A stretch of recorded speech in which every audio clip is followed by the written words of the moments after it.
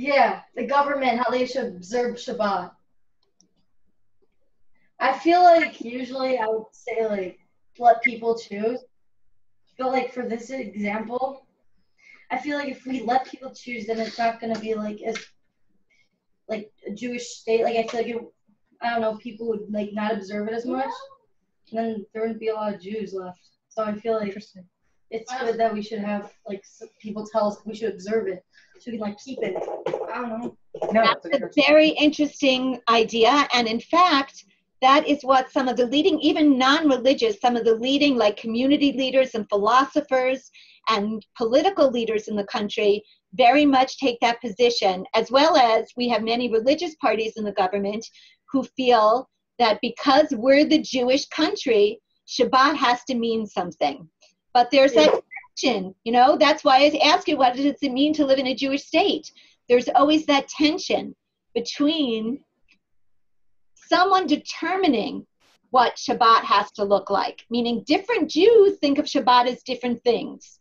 The same thing with marriage. So there's that tension, and it's a struggle, and it's something that Israel society, it's why we say challenges and triumphs.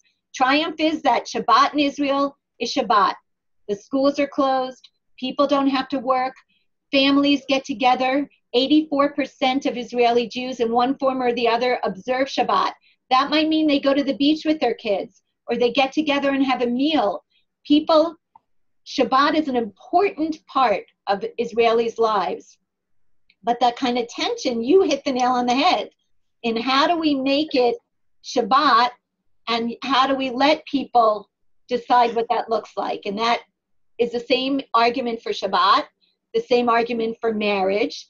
Many people in Israel want civil marriage. But again, we have Jewish marriage, and it's exactly for the reasons that you said. It keeps people Jewish. It makes sure that all Jews in Israel can marry each other.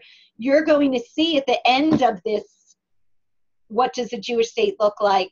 That is what intermarriage looks like in Israel as compared to America. So it does have an effect. But you guys said it when you were asked, how would you feel if the U.S. government told you what your wedding has to look like? So some of you were fine with that, but some of you felt that that would raise problems. And I know Tova said she's planning a wedding now.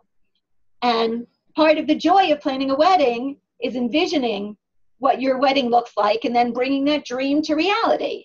So Israeli Jews struggle with that also. Even many Israeli Jews who want traditional Jewish weddings struggle with the government being involved in telling them what that has to look like.